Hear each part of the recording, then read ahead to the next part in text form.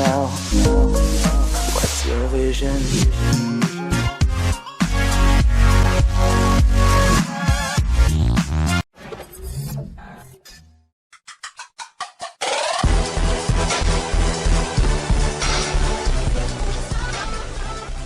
Nah, sekarang kita masuk pada materi emisi saham baru dan treasury stock.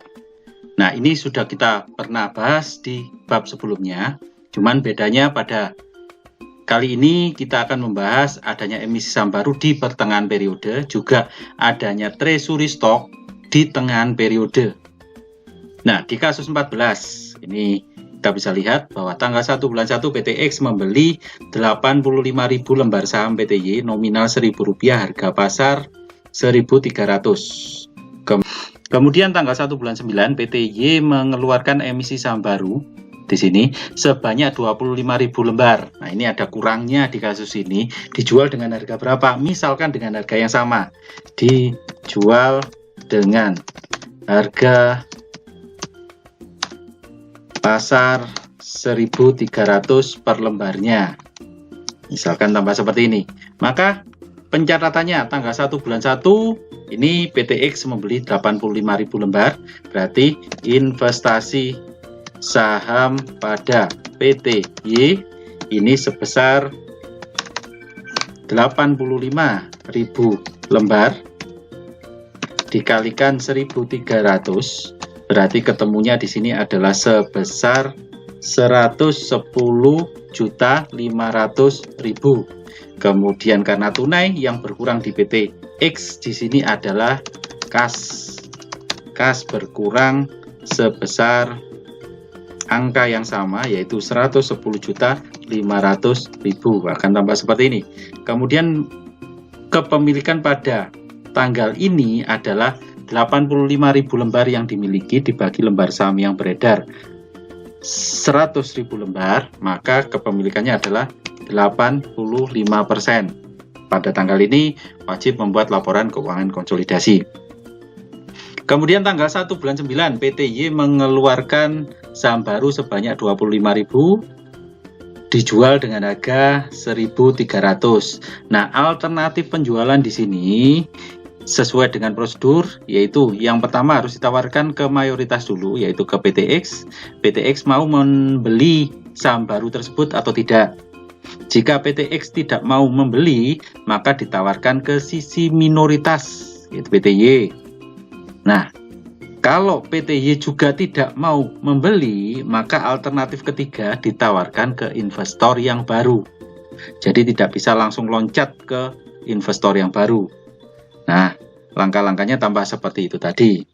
Nah, alternatif pertama jika PTX mau membeli sebagai mayoritas, maka pencatatan tanggal 1 bulan 9, yaitu investasi saham pada PTY, ini dicatat sebesar 25.000 lembar, dikalikan harga jualnya adalah 1.300 per lembarnya, maka totalnya adalah 32.500.000. Akan tampak seperti ini. Kemudian yang berkurang di PTX di sini adalah kas. Kasnya berkurang sejumlah angka yang sama, yaitu 32.500.000. Akan tampak seperti ini. Kemudian pada tanggal ini kepemilikan berapa persen?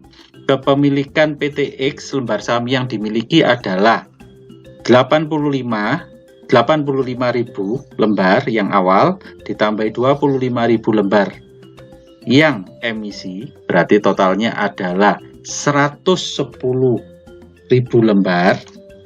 Atau kita hitung di sini. Kepemilikannya adalah yang pertama 85.000 lembar.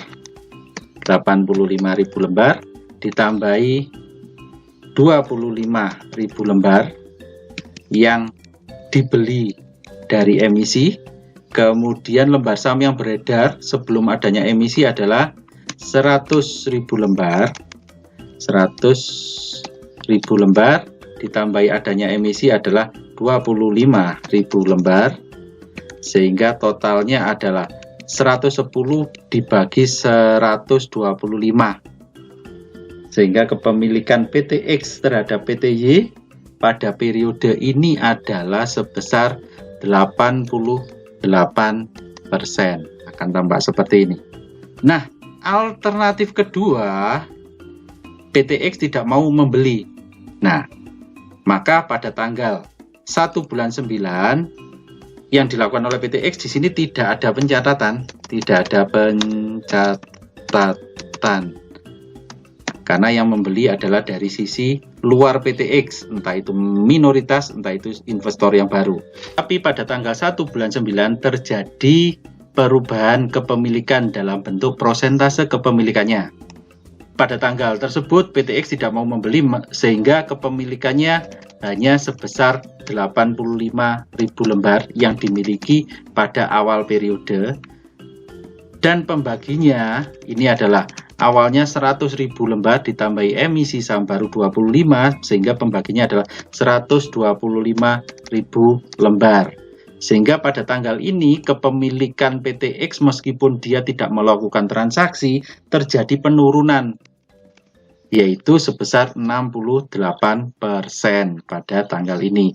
Tetapi tetap mayoritas saham, sehingga pada tanggal ini sampai dengan akhir periode jika tidak ada perubahan lagi harus membuat laporan keuangan konsolidasi untuk PTX. Nah, berikutnya kita melakukan perhitungan nilai investasi dan laba yang ditahan. Saldo awal sama seperti kasus sebelumnya, laba yang ditahan awal PTX adalah 50.000 atau dalam jutaan di sini ya, 50.000. Cost-nya juga sama 50.000. Kemudian tanggal 1 bulan 1 PTX membeli sahamnya PTY sebanyak 85.000 lembar dengan nilai total 110.500. Cost-nya juga sama 110.500. Kemudian asumsi di sini kita pakai asumsi yang pertama dibeli oleh PTX ya. Sehingga tanggal 1 bulan 9 beli lagi PTX sahamnya PTY dari emisi adalah 25.000. Kemudian totalnya adalah 32.500.000. Cost juga sama 32.500.000 sehingga total investasinya di sini adalah sebesar 143.000.000 ya. Kemudian laba yang ditahan juga 50. Di sini 143 untuk metode cost. Laba yang ditahan juga sama 50. Kemudian laba usaha di akhir periode. Di akhir periode PTX mempunyai laba usaha sebesar 50 juta. Kemudian masuk di laba yang ditahan plus 50 juta, cost juga sama plus 50 juta. Kemudian PTY mempunyai laba usaha sebesar 30 juta. Kepemilikan akhir di sini adalah sebesar 88%, tapi tidak bisa langsung untuk metode equity, sedangkan metode cost tidak mengakui laba perusahaan anak. Di sini kita kosongkan. Kita hitung dulu. Pada tanggal 1 bulan 1 sampai 1 bulan 9, kepemilikan PTX terhadap PTY adalah 85%. 85% kalikan labanya adalah 30 juta, kalikan periode ini terhitung 8 bulan, 8 per 12, sehingga laba yang diakui adalah sebesar 17 juta. Periode kedua 88%, kalikan labanya 30 juta, kalikan periode ini terhitung 4 bulan, 4 per 12, sehingga laba yang diakui adalah 8,8 juta. Total laba yang diakui di sini adalah sebesar 25,8 juta.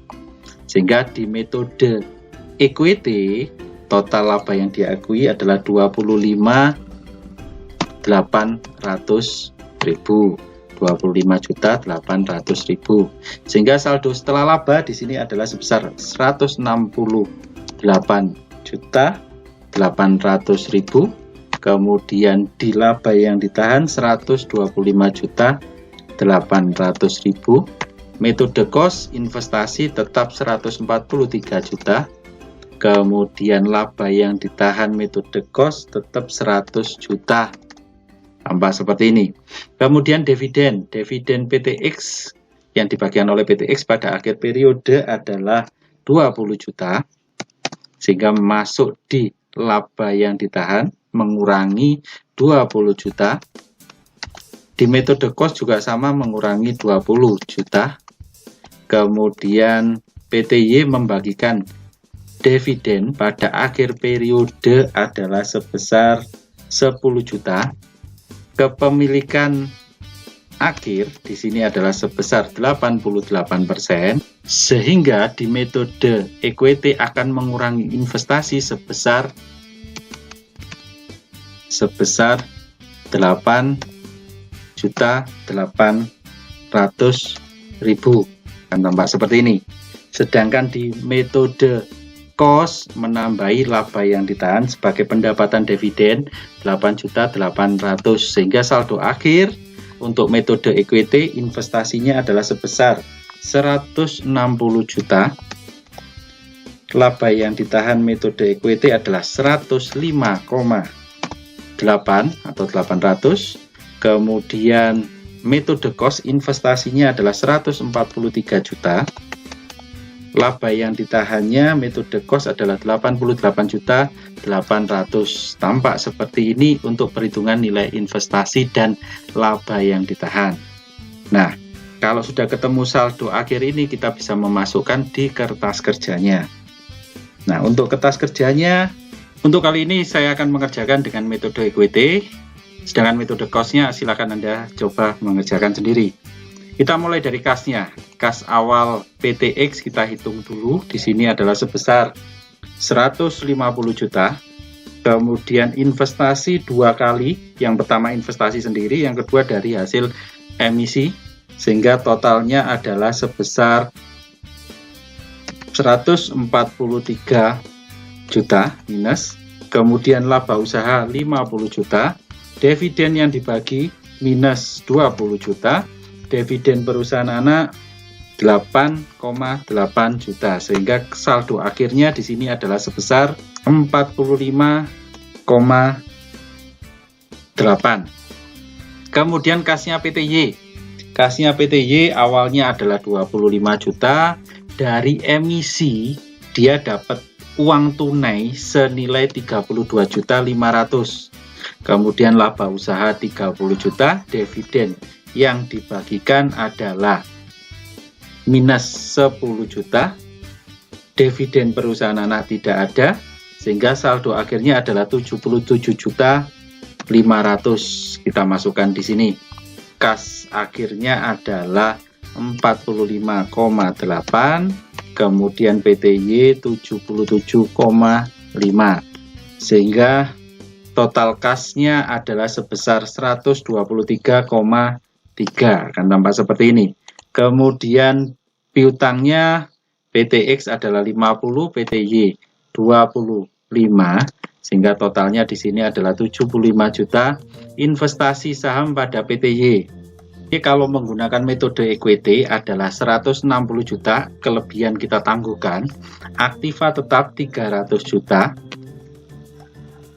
PTY-nya adalah 150, sehingga total aktiva tetap 450 juta. Kemudian hutang dagang di sini adalah 50 juta, PTY juga 50 juta juga, sehingga total akhir adalah 100 juta. Kemudian modal saham PTX 300 juta, kita bisa langsung 300 juta. Kemudian modal saham PTY 125 setelah adanya emisi. Awalnya adalah 100, ada tambahan emisi 25, sehingga totalnya adalah 125 modal saham akhir.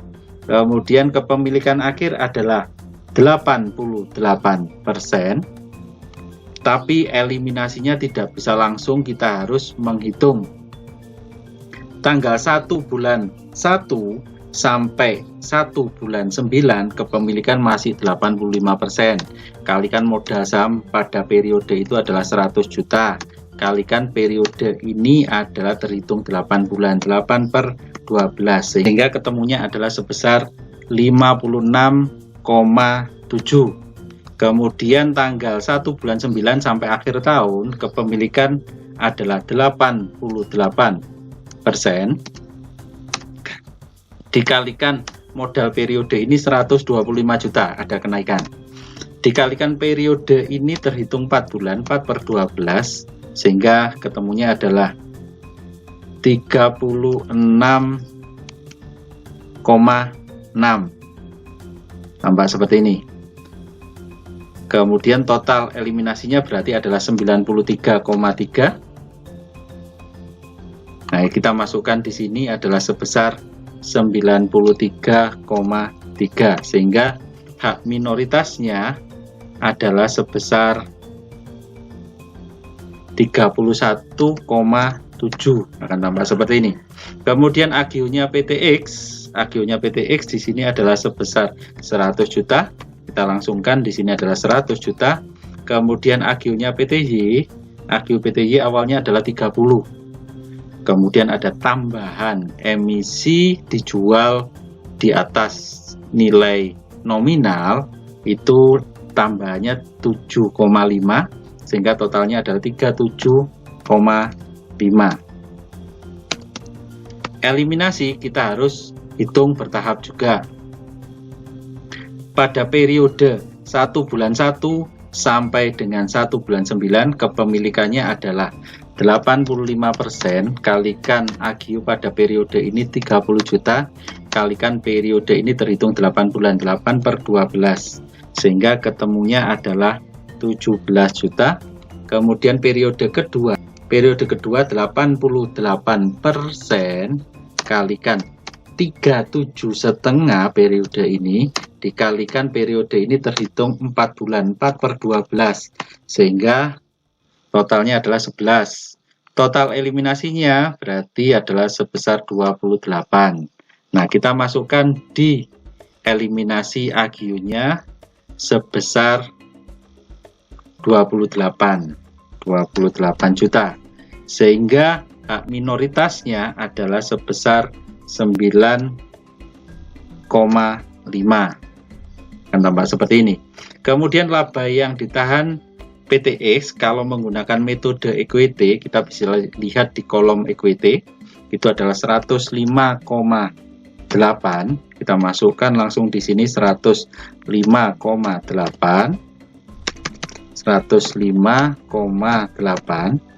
Kemudian laba yang ditahan PTY kita juga harus hitung.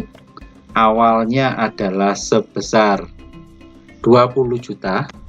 Kemudian investasi tidak berpengaruh, laba usaha 30 juta, dividen yang dibagi minus 10 juta, dividen perusahaan anak tidak ada, sehingga akhir adalah 40 juta. Kita masukkan di sini 40 juta, tapi oh ya, ini ada kurangnya. Eliminasi agionya adalah 88%, eliminasi laba yang ditahan juga 88%, harus dihitung secara bertahap juga. Periode ini 1 bulan 1 sampai dengan 1 bulan 9, itu kepemilikan adalah 85%, kalikan laba yang ditahan 40 juta, kalikan periode ini terhitung 8 bulan per 12, sehingga ketemunya adalah sebesar 22,6.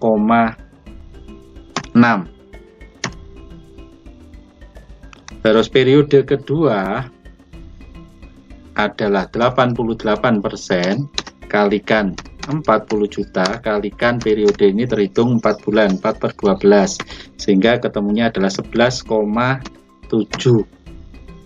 Nah, ini kalau di total ini 6,66 atau kita bulatkan ke 6,7. Terus totalnya di sini adalah 34,4. Nah, kita masukkan di eliminasi laba yang tahan 34,4, sehingga hak minornya di sini adalah sebesar 5,6.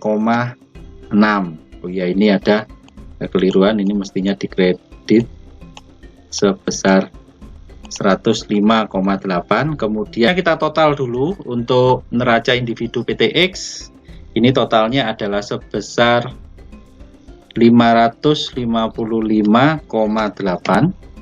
Di sisi pasifa PTX juga sama, 555,8, sedangkan di PTY aktiva adalah 252,5.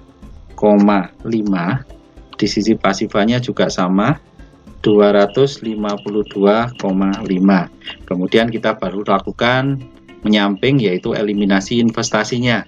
Eliminasi investasinya kalau di total di sini nilai bukunya 93,3 ditambah 28 ditambah 34,4. Di sini terhitung totalnya adalah 155,7. Sehingga kelebihannya adalah lebih besar harga perolehan daripada nilai buku, tempatnya di debit sebesar 4,3. Nah, ini kalau sudah kita hitung ke bawah, total aktiva di neraca konsolidasi adalah 652,6. Di sisi pasifa juga kita hitung totalnya adalah 652,6. Jurnal eliminasinya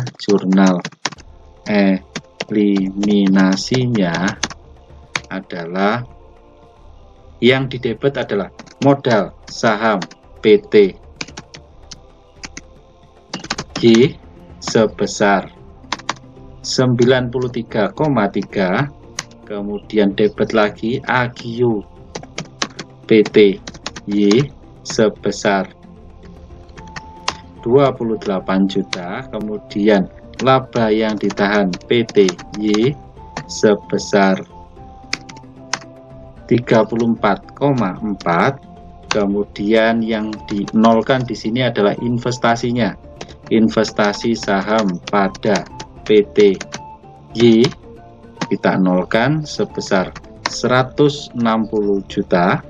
Kemudian sisanya masuk ke rekening kelebihan harga perolehan dari nilai buku saham PT Y sebesar debit 4,3. Akan tampak seperti ini jurnal eliminasinya. Kemudian metode cost ini Anda bisa kerjakan sendiri. Nah, untuk kasus 15 yaitu kasus treasury stock. Treasury stock yaitu penarikan lembar saham yang beredar di pasaran, khususnya sahamnya PT Y di sini untuk tujuan sementara. Untuk tujuan sementara artinya kalau harganya bagus dijual kembali, bukan untuk tujuan privatisasi. Kalau tujuan privatisasi berarti tidak untuk dijual kembali, ditarik seterusnya. Nah, ini kalau treasury stock tujuannya adalah untuk dijual kembali pada saat harganya baik. Untuk kasus treasury stock yang kasus 15 di sini tanggal 1 bulan 1 PTX membeli 60.000 lembar saham PT Y nominal Rp1.000, harga pasar 1.300. Maka pencatatan pada tanggal 1 bulan 1 sama seperti biasanya, yaitu investasi saham pada PT Y. Ini kita catat sebesar 60.000 lembar dikalikan harganya adalah 1.300 sehingga ketemu totalnya adalah 78 juta. Akan tampak seperti ini. Kemudian yang berkurang di PTX di sini adalah kasnya. Kasnya berkurang sebesar angka yang sama, yaitu 78 juta. Akan tampak seperti ini. Kepemilikan pada tanggal ini adalah sebesar 60.000 lembar dibagi 100.000 lembar yang beredar. Ini adalah 60%. Untuk tanggal 1 bulan 8, PT Y menarik sahamnya sebanyak 20.000 lembar dengan harga 1.400 per lembarnya. Cuman ada keterangan di sini bahwa saham yang ditarik tersebut dari pemegang saham yang lain, bukan dari PTX. Artinya, sehingga kepemilikan PTX pada akhir periode tetap adalah 60.000 lembar. Dan lembar saham yang beredar tetap juga 100.000 pada akhir periode, sehingga kepemilikannya adalah 60%. Nah, sekarang kita lakukan perhitungan nilai investasi dan laba yang ditahan. Laba yang ditahan awal sesuai dengan soal sebelumnya, yaitu 50 juta. Cost juga sama 50 juta, berangkat dari angka yang sama 50 juta. Kemudian tanggal 1 bulan 1 PTX membeli sahamnya PT Y sebanyak 60.000 lembar dengan nilai total 78 juta. Cost-nya juga sama 78 juta. Kemudian tanggal 1 bulan 8 PTX. Nah, ini tidak melakukan pencatatan pada tanggal ini. Kenapa? Karena sesuai dengan kasus bahwa dibeli bukan dari PTX. Berarti PTX tidak melakukan pencatatan di tanggal ini. Kemudian total investasinya berarti 78 juta dan 50 juta laba intahan. Cost juga sama 78 juta investasi, laba intahan 50 juta. Pada akhir tahun PTX menghasilkan laba sebesar 50 juta, berarti masuk ke laba yang ditahan 50 juta. Cost-nya juga sama, menambah laba intahan 50 juta. Kemudian PTY menghasilkan laba adalah 30 juta. Kepemilikan PTX terhadap PTY pada akhir tahun atau akhir periode 60%, sehingga cost tidak mengakui laba perusahaan anak. Metode equity mengakui sebesar 60%. Nah, kita coba 60% pada tanggal 1 bulan 1 sampai 1 bulan 8 itu kepemilikan adalah 60%. Kalikan labanya adalah 30 juta, kalikan periode ini terhitung 7 bulan, 7 per 12, sehingga ketemunya adalah sebesar 10 juta 510,5. Kemudian tanggal 1 bulan 8 sampai akhir tahun kepemilikan juga 60%, kalikan labanya 30 juta, kalikan terhitung 5 bulan, 5 per 12, sehingga ketemunya adalah sebesar 7,5, sehingga total laba yang diakui adalah sebesar 18 juta. Sehingga pakai metode bertahap seperti ini atau kalikan langsung 60%, pada kasus ini adalah sama, berarti lebih cepat dengan perkalian langsung 30 juta kalikan 60%, ketemunya adalah 18 juta. Sehingga saldo setelah laba di sini adalah sebesar 96 untuk investasi, kemudian laba intahan metode equity adalah 118 juta. Metode cost investasinya adalah 78 dan laba yang ditahannya adalah 100. Kemudian pada akhir periode PTX juga membagikan dividen sebesar 20 juta mengurangi laba yang ditahan 20 juta. Metode cost juga sama, mengurangi laba yang ditahan 20 juta. Kemudian PTY membagikan dividen sebesar 10 juta. Kepemilikan akhir adalah 60%, sehingga di equity akan mengurangi investasi sebesar 6 juta.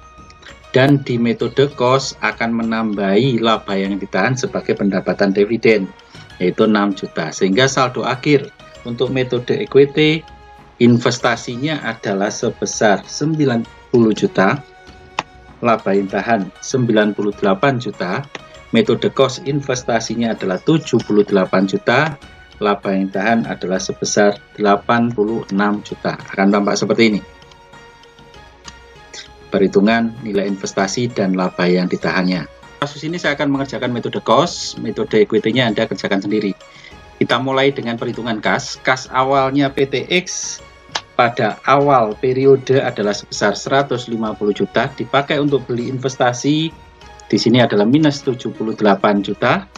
Kemudian laba usahanya adalah 50 juta, dividen yang dibagi 20 juta, dapat dividen perusahaan anak adalah 6 juta, sehingga saldo akhirnya adalah 108 juta. Sedangkan kasnya PTY awalnya adalah 25 juta, kemudian dipakai untuk membeli treasury stock adalah minus 28 juta, kemudian laba usaha 30 juta, dividen yang dibagi 10 juta, dividen perusahaan anak tidak ada, sehingga kas akhirnya adalah 17 juta. Nah, kita masukkan di kertas kerjanya. Untuk PTX adalah 108, PTY adalah 17, sehingga total kasnya adalah sebesar 125 juta. Piutang PTX 50, PTY 25, sehingga totalnya adalah 75 juta. Investasi kalau metode cost PTX di sini investasi saham pada PTY 78 juta, kelebihan kita tangguhkan aktiva tetap 300, PTY 150, sehingga totalnya adalah 450.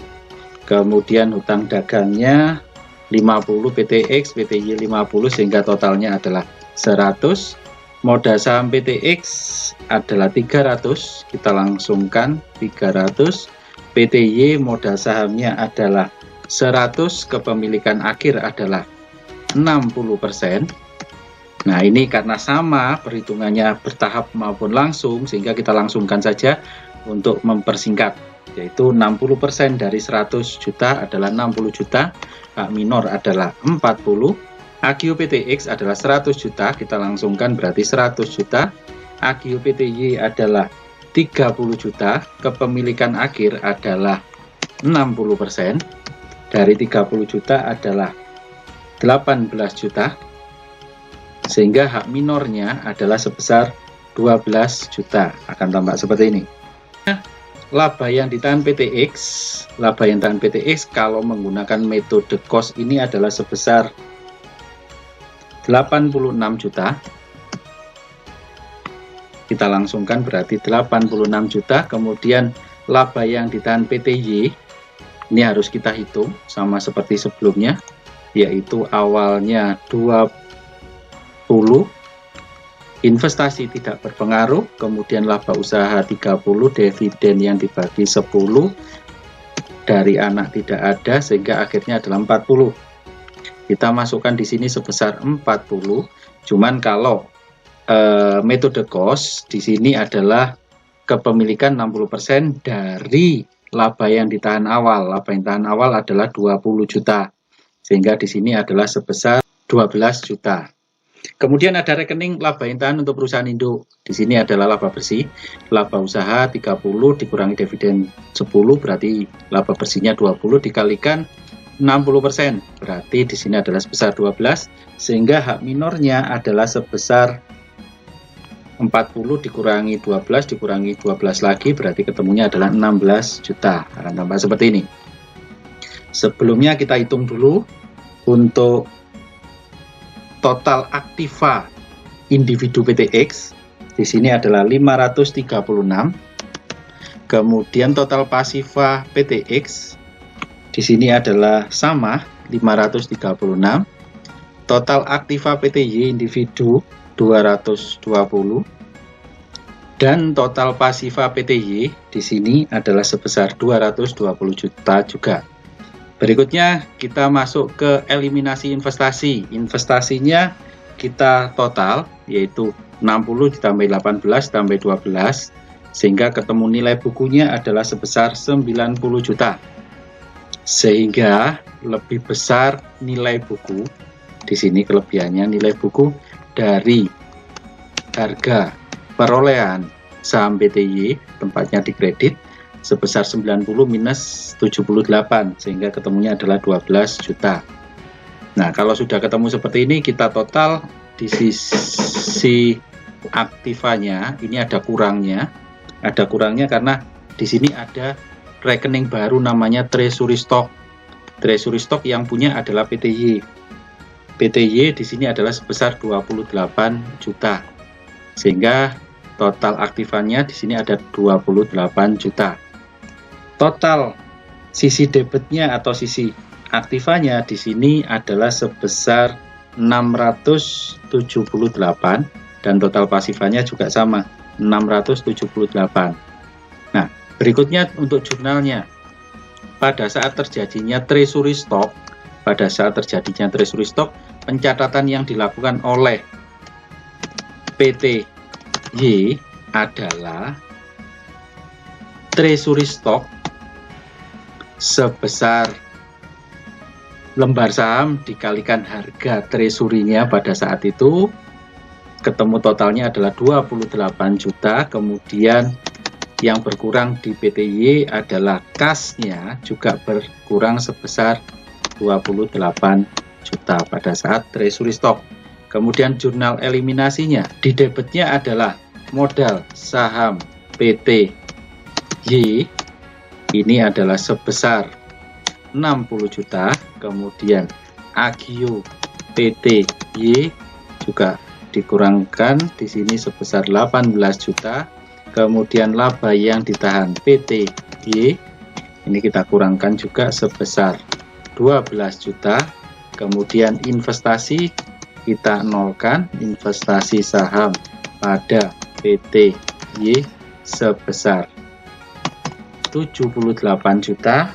Selisihnya ada di sebelah kredit, yaitu kelebihan nilai buku dari harga perolehan saham PT Y ini sebesar 12 juta. Akan tampak seperti ini untuk kertas kerja metode cost. Sedangkan metode equity-nya silakan Anda coba sendiri.